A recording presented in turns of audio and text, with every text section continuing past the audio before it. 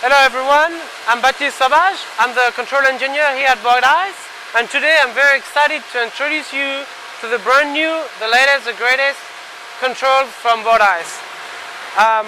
So one of the big things that you can tell straight away is that we added a HMI touchscreen.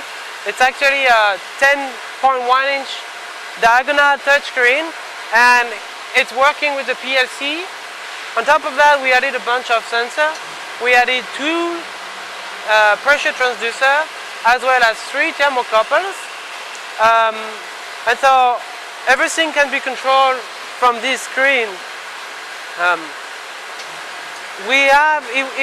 idea was to have it work as a smartphone because everybody uses a smartphone nowadays, so we wanted to make it as smooth as possible.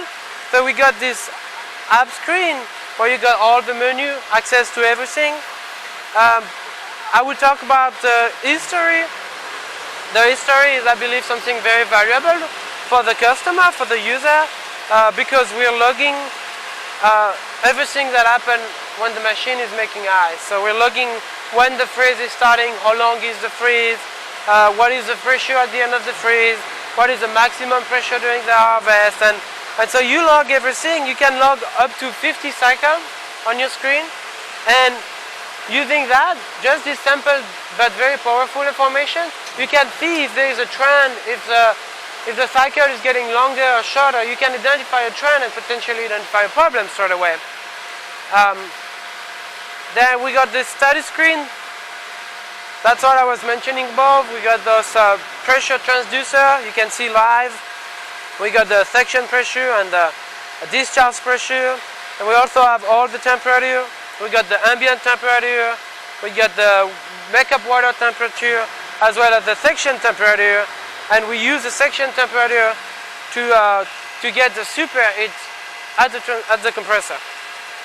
So, as well as that, we got the PLC. We can read all the outputs and inputs, so no need to open a live control panel to check your PLC inputs and output.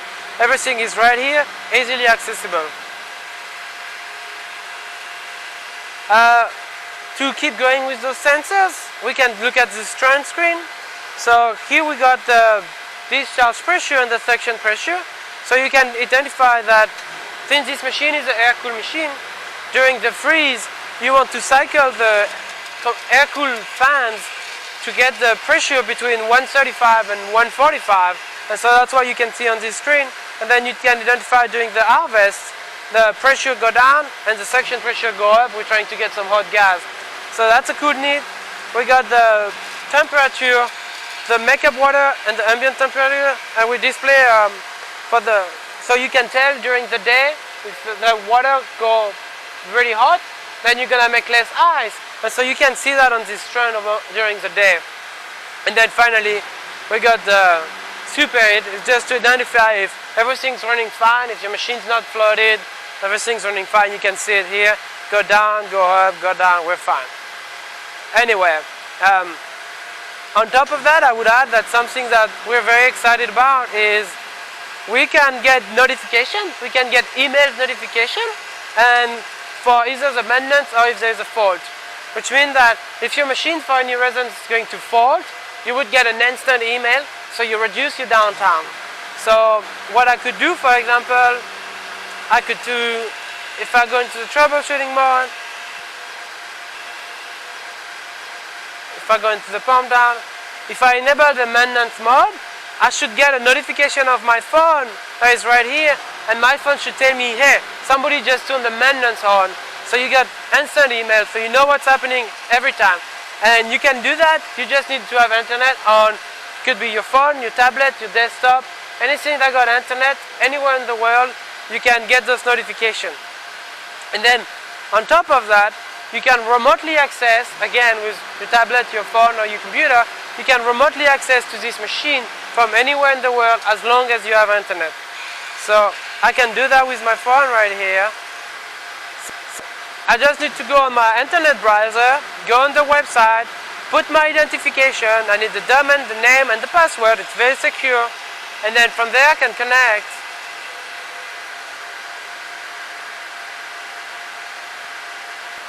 Okay. Then I can select this machine and I can connect to it. Alright, so we're connected to it. For safety purposes, the machine is telling me that somebody just got connected, so that I know somebody is connected, so he can have the power to change it. So this screen is mirroring this screen, and whatever happened on this one happened on this one, and vice versa. So if I go on the home screen, and this one go on the home screen. Let's go back and turn that off.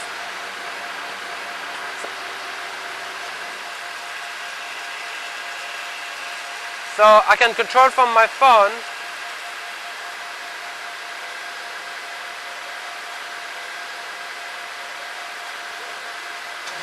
And then I could go into the fault screen. So we don't have any fault happening right now, but for you I'm going to simulate a fault. If I push the e-stop button, the machine obviously stops, and then on top of that a fault happened, correct? And then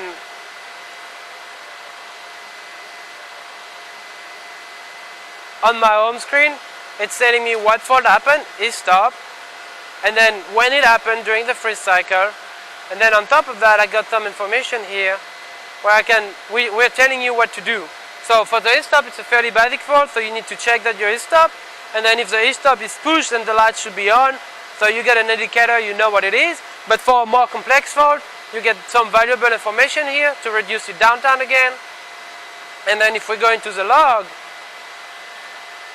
you know the fault was on, what kind of fault it was, what time and date happened, and who was logged at that time. So I am currently logged as a management, therefore it's what happened. And then here you can see I just got a notification email from my phone. My phone is telling me that I got an email, and that's machine fault. So we should be able to check it out here.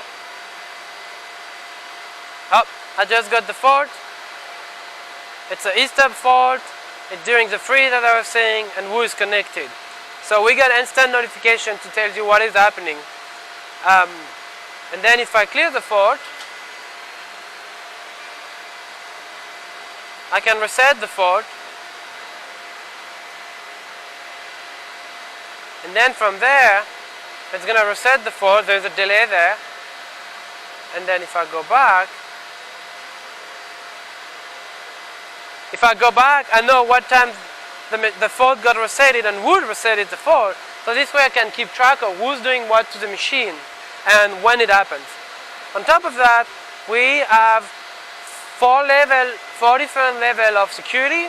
So each one of them get their own password, and they only have access to some capabilities. For example, if I'm going to connect into an operator, which is the lowest level,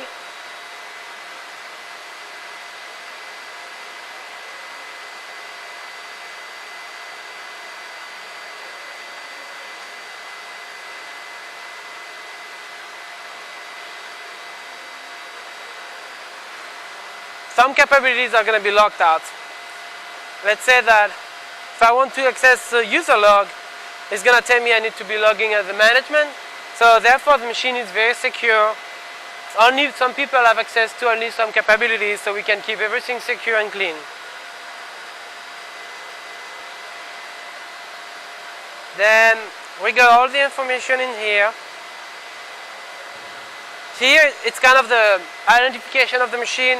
You know the serial number, the job number, what kind of refrigerant it is, what kind of tube size it is, when the machine was created. You got all those information in there.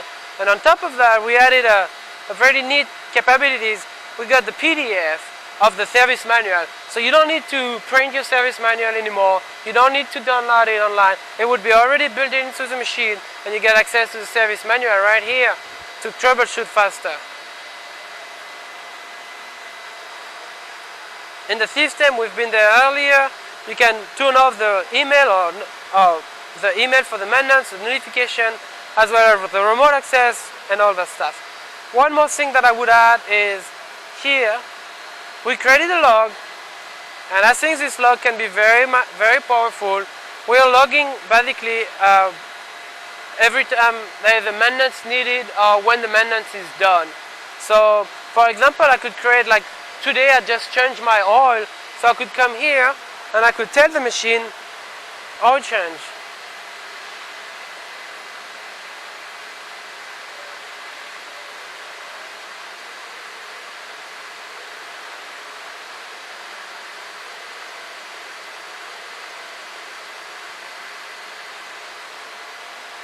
So operator just create a custom node, the date, the time, and oil change, which I didn't write properly.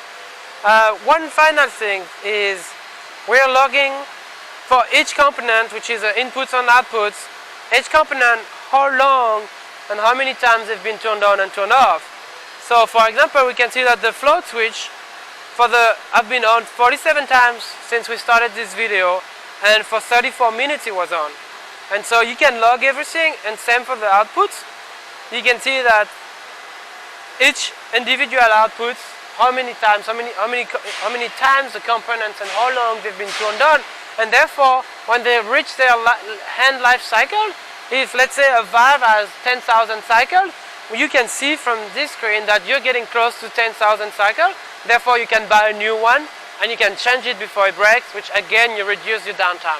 Everything is about making your life easier, getting the machine running faster, better, and longer. Thank you for your time. I hope you like it. If you got any question, please don't hesitate to ask us. We'll be happy to tell you more. We'll be happy to show it to you, and thank you for your time again.